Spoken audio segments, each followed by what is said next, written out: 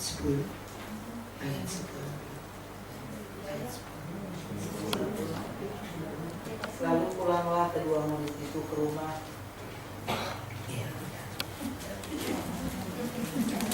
Kita telah membaca dari pasal 19 perjalanan Yesus yang mulai dibawa menuju Via Dolorosa. Satu perjalanan yang kita lihat dari kemarin di pasal 18 dari Getsemani. Ia ditangkap lalu dibawa kepada Pilatus, mulai dengan Kayafas lalu dibawa ke Pilatus. Dari Pilatus itulah ayat-ayat pasal 19 bagaimana Yesus mulai dengan mahkota duri, pakaiannya diganti dengan jubah ungu, dan tangannya memegang tongkat kerajaan adalah sapu lidi. Lalu ia mulai diolok-olok, dibawa ke gedung pengadilan, dan dibawa keluar karena terlalu banyak orang-orang yang akan menonton pengadilan Yesus. Akhirnya Pilatus memerintahkan untuk membawanya ke tempat pengadilan yang bernama Litostrotos, dalam bahasa Ibrani disebut dengan Gabata. Mulai Yesus dibawa keluar kota yang disebut dengan tempat tengkorak, dan dalam bahasa Ibrani disebut dengan Golgota. Ia dicambuk 39 kali. Lalu mulai dipakukan di atas salib dengan telanjang. Jubah yang tadi dikenakan dibuat undi dan dia ambil oleh salah seorang prajurit. Begitu perjalanan Via Dolorosa sampai kita baca Yesus ditikam lambungnya di atas salib, pasal 19 ayat yang ke-32. Tanpa membunuh, sebab ayat yang ke-34, prajurit yang menikam lambungnya melihat air dan darah keluar dari rusuknya. Dan kalimat akhir ayat 36, tidak ada tulangnya yang dipatahkan.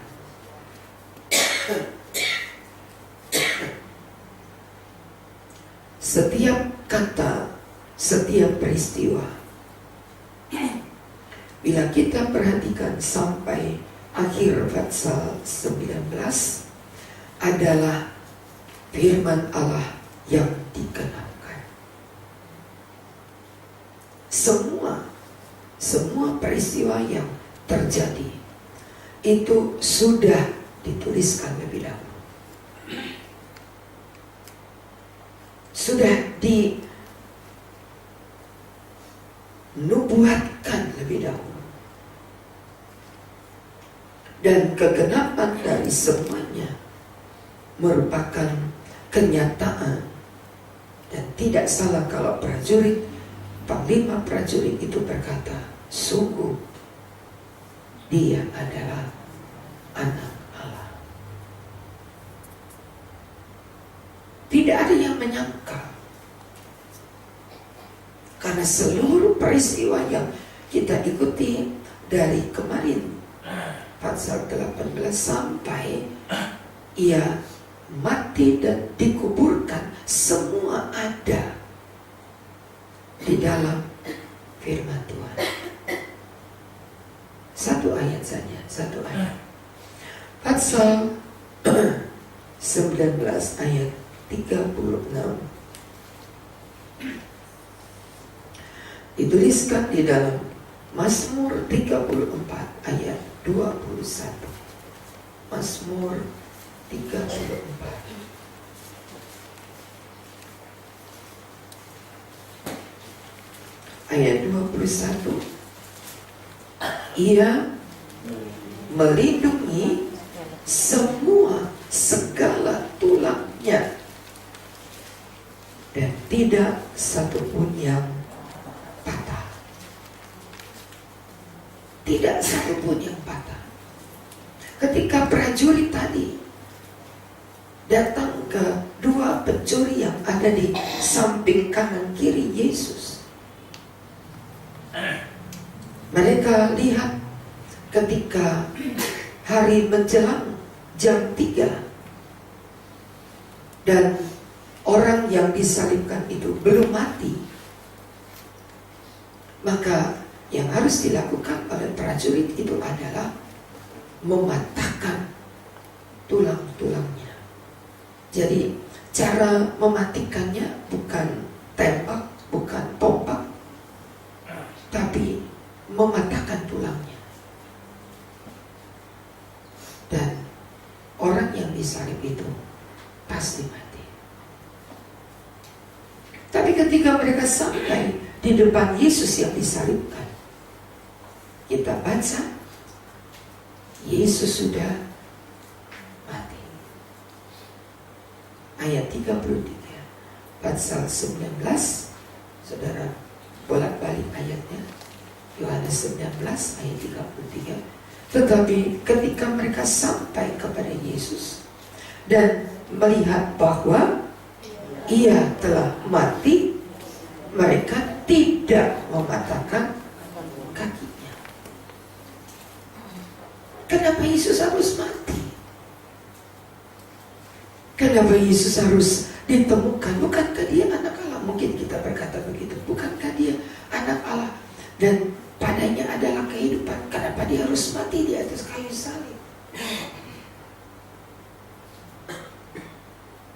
Ia mati lebih dulu sebelum prajurit-prajurit itu datang dan mematahkan kakinya.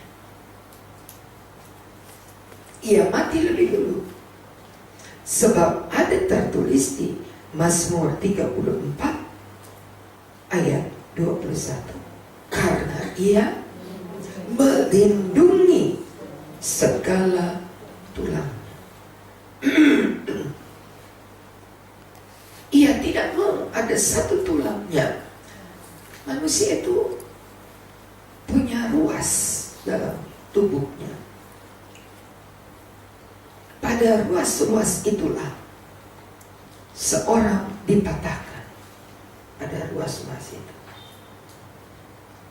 Dan saudara lihat, ruas-ruas manusia yang banyak ini, apakah dia ruas terkecil, kelingking kita punya 3 ruas ya? Punya 3 ruas. Setiap orang itu punya 3 ruas,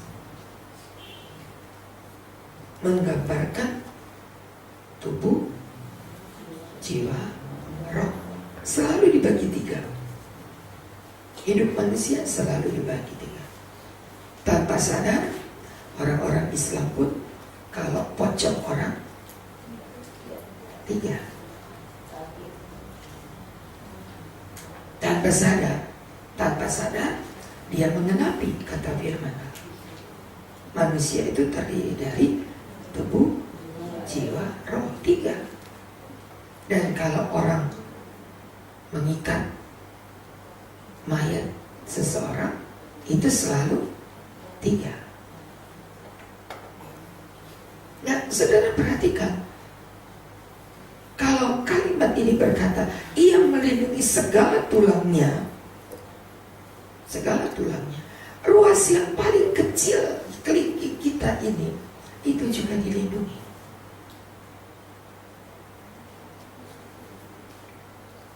Ruas yang paling kecil.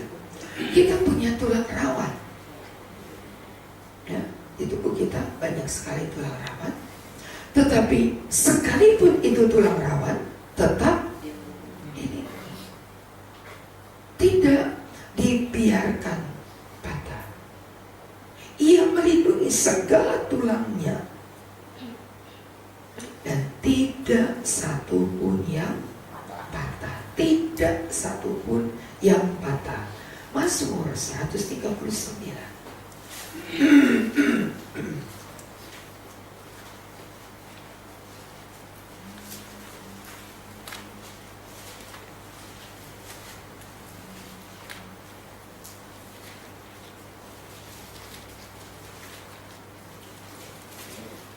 Mazmur 139 ayat 14.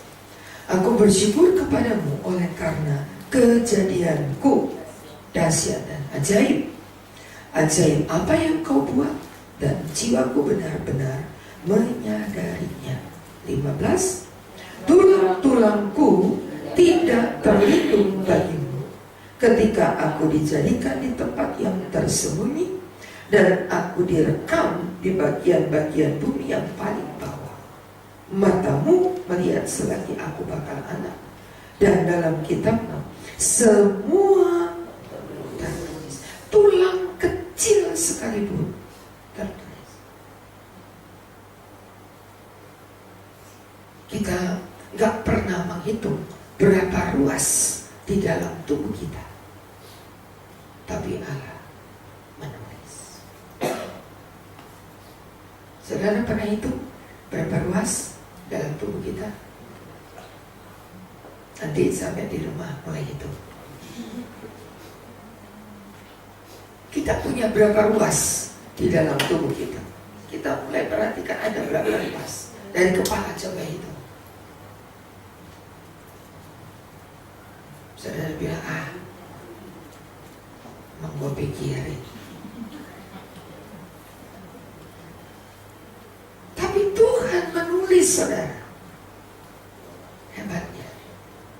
Ia menulis, selagi aku bakal anak, dan dalam kitabmu semuanya tertulis.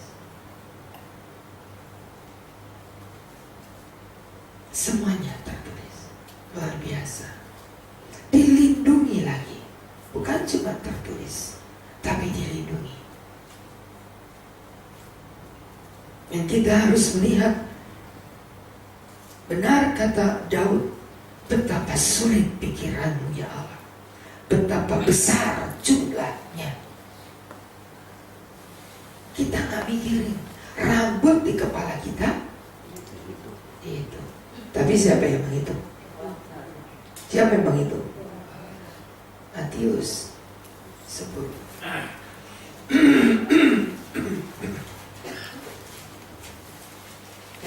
Matius 10 ayat 30. Matius 10 ayat 30. Siapa yang menghitung? Matius 10 ayat 30. Mulai dari 29. Burung pipit dijual 2 ekor seduit, namun seekor pun daripadanya tidak akan jatuh ke bumi di luar kehendak Bapa. Dan kamu, rambut kepalamu pun, pertanyaannya siapa yang itu? Amin. Ruas tulang kita dicatat oleh Allah. Rambut di kepala kita apa? Dihitung siapa? Oleh Bapa. Masihkah kita kurang percaya betapa Allah memperhatikan hidup kita? Apakah kita belum yakin betapa Allah memperhatikan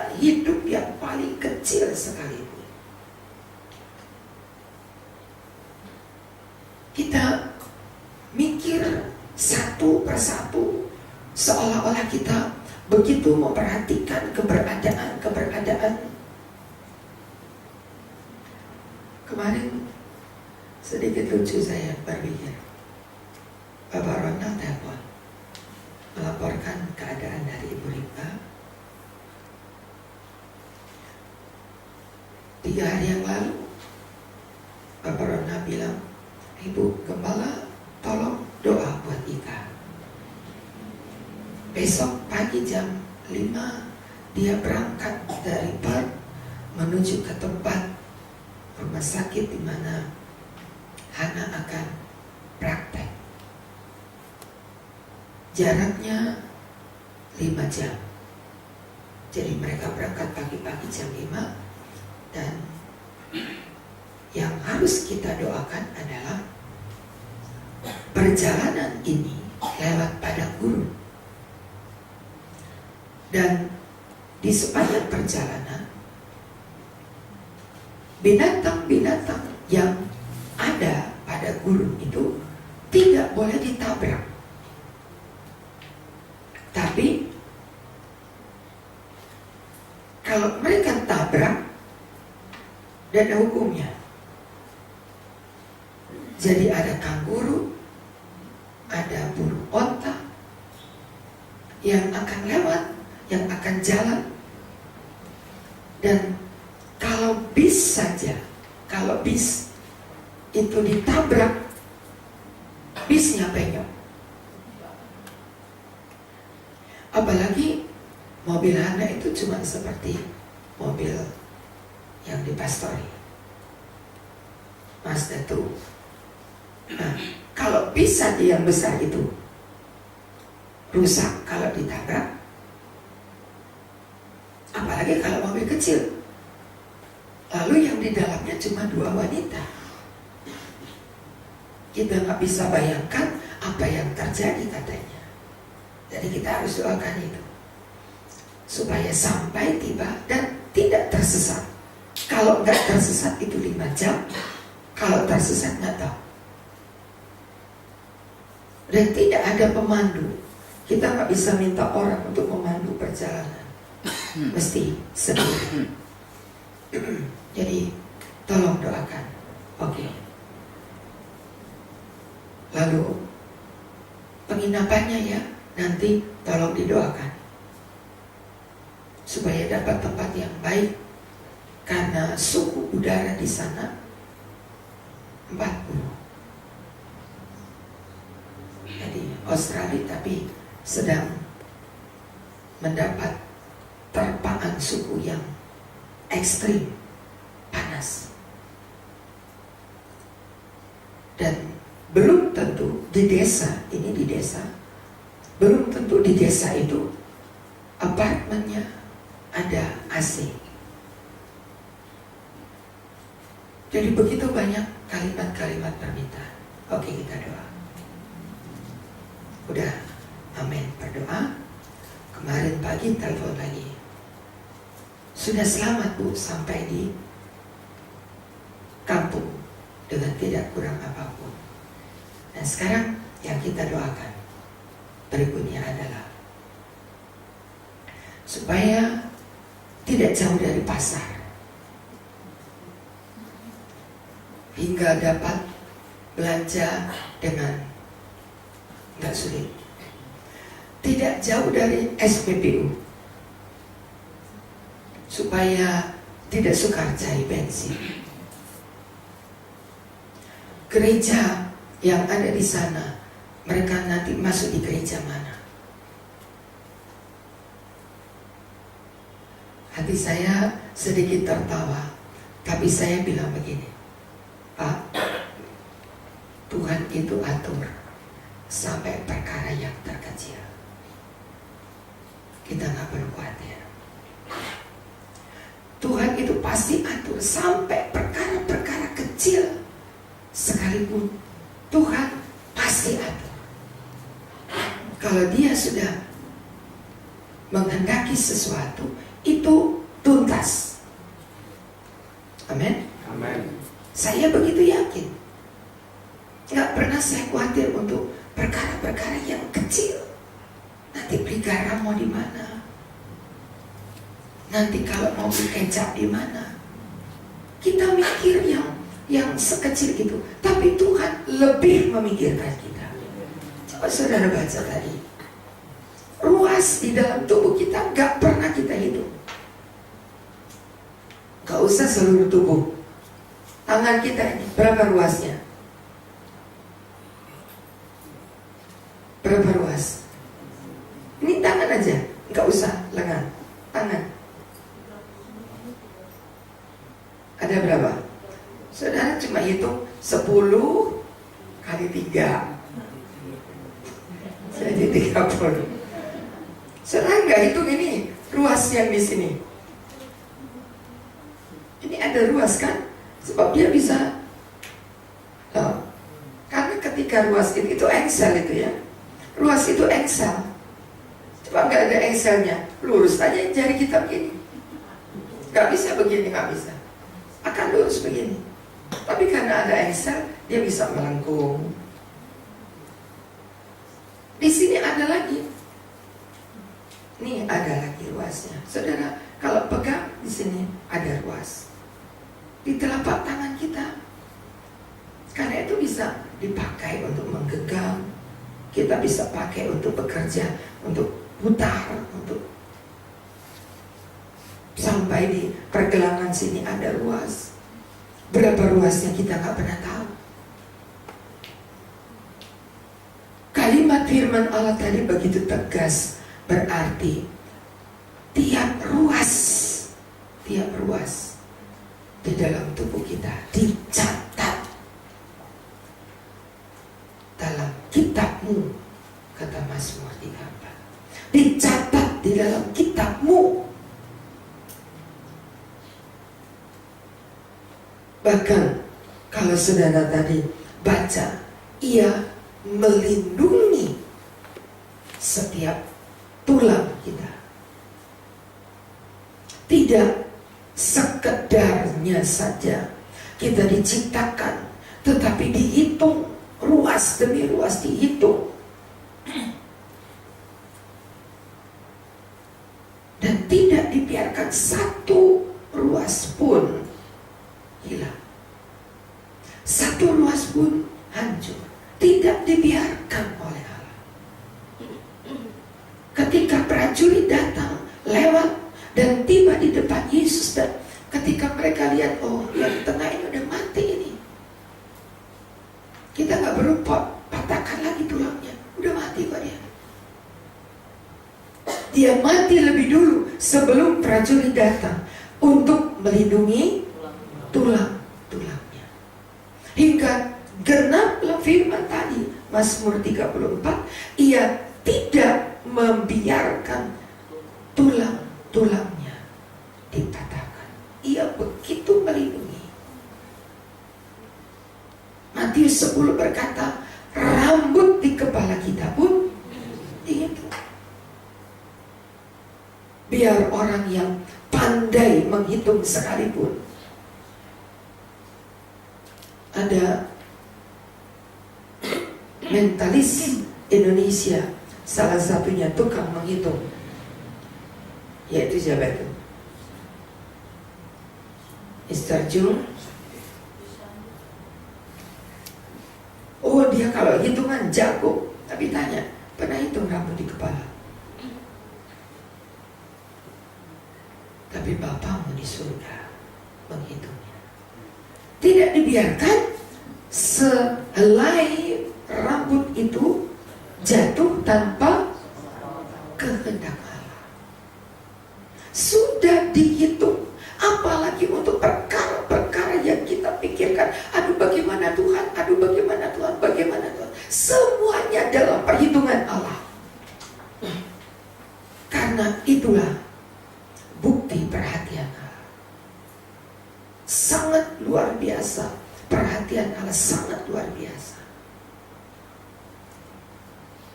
Bagaimana dengan ayat Efesus pasal 5?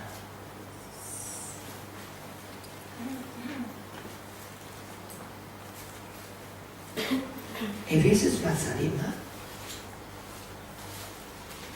Ada yang HP-nya ada Alkitab, ada HP saudara yang bawa Alkitab di HP. Karena kalau di HP itu ada bahasa Inggrisnya. Ada nggak? Ada. Alkitab yang di HP itu ada bahasa Inggrisnya. Di Alkitab kita kalimat ini nggak ada, kata ini nggak ada gitu. Coba yang ada bahasa Inggrisnya bisa dibacakan. Ada. Coba baca. Pasal 5, Efesus 5 ayat 30.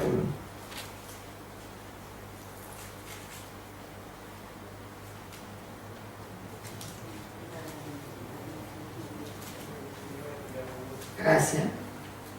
For we are member of His body, of His flesh, and of His blood. Jelas? Saudara dengar nggak? Enggak. Ya pakai mic ya.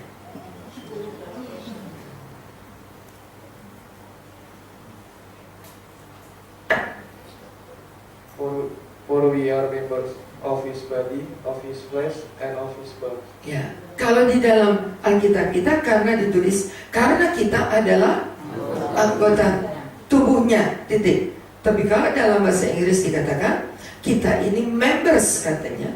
Members dari coba ulangi. Members of body, Of His flesh, and of His flesh. Itu flesh apa? Daging. Lalu of His bones. bones. Of His bones. Bones adalah tulang. Kalau dalam bahasa Indonesia cuma anggota tubuhnya, tapi kalau dalam bahasa Inggris itu dengan jelas dikatakan kita adalah bagian daging-dagingnya, kita adalah bagian kulit-kulitnya, dan kita adalah bagian tulang. Begitu jelas. Kenapa tidak dipatahkan? Karena kita, saudara dan saya, adalah bagian daripada tulang-tulangnya, huruf besar, of His, tulang-tulangnya, daging-dagingnya. Jadi ketika kita sakit, itu daging Allah yang sakit. Ketika Saulus menganiaya jemaat di gereja Yerusalem yang pertama, panggilan kepada Saulus, mengapa engkau menganiaya aku? Saulus bertanya, siapakah engkau? Aku tidak pernah menganiaya engkau. Lalu suara itu menjawab, ketika engkau menganiaya gerejaku, engkau menganiaya tubuhku. Kita adalah bagian. Sebab itu ketika kita makan dan minum perjamuan, kita menjadi satu di dalam bagian tubuhnya. Itu luar biasa artinya. Kita adalah tulang-tulangnya, kita adalah dagingnya. Dan ketika kita menjadi satu, kapan kita menjadi satu dengan dagingnya? Ketika kita makan perjamuan. Ketika kita makan perjamuan, itu saatnya kita menjadi satu di dalam dagingnya, kita satu di dalam kulitnya, kita satu di dalam tulang-tulangnya. Dan saudara tahu, yang dilindungi adalah tulang-tulangnya. Ayat tadi yang kita baca. Jadi tidak mungkin seorang, Pasal 5 ayat yang ke-29, tidak pernah orang membenci tubuhnya. Tidak pernah. Tetapi mengasuhnya, merawatnya sama seperti Kristus terhadap jemaat. Kita adalah bagian tubuhnya dan kita dibungkus, dilindungi, dijaga, dirawati. Saudara baca itu. Dan merawatinya. Ada orang mau celakakan kita. Oh, urusan dulu dengan dia yang punya tubuh. Ada orang yang mau melukai kita. Hati-hati, berhadapan dengan yang punya tubuh. Dan siapa yang punya tubuh? Kristus. Kita adalah bagiannya. Sebab itu mengapa Allah begitu menjaga, melindungi, merawati kita. Dan tidak membiarkan ada satu rambut di kepalamu yang jatuh. Begitu diperhatikan. Kata demi kata firman Allah sudah tertulis dan dinubuatkan sebelumnya. Semua kata. Jubahnya tidak berjahit, sudah dinubuatkan. Hanya satu lembar sehelai kain yang tidak berjahit, sudah ada ayatnya. Ia dimakamkan di kubur para raja, sudah ada ayatnya. Ia tidak dimakamkan di tempat-tempat yang sekalipun dia seorang terkutuk, karena hanya orang terkutuklah yang dinaikkan di atas salib. Ia diturunkan, tapi tidak dikuburkan di dalam kubur orang-orang terkutuk. Ia dimasukkan dalam sebuah kubur baru dari orang kaya yang namanya Yesus Arimatea. Ia ada dengan kondisi seperti itu karena saudara lihat, kebenaran firman Allah itu harus digenapkan. Dan itu terletak dalam hidup kita. Pemeliharaan Allah yang begitu lengkap. Sebab kita adalah orang-orang yang adalah anggota tubuhnya. Anggota dagingnya, bagian kulitnya, bagian tulang-tulangnya. Masih kurang percayakah kita? Begitu dalam perhatian Allah. Dan kita boleh bersyukur buat semuanya.